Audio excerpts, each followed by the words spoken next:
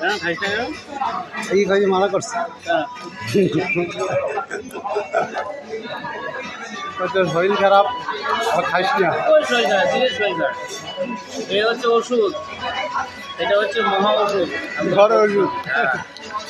তুমি কি ভাবছো যে শরীর সুস্থ আছে? রেগুলার শরীর খারাপ, এই যন্ত্রণা, মাথা যন্ত্রণা, এই যন্ত্রণা, সেই যন্ত্রণা। ঠিক আছে,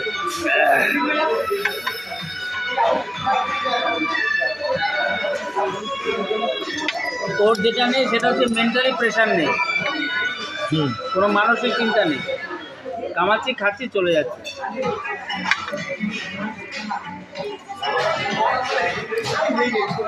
আমাদের যেটা আছে মানসিক চিন্তা।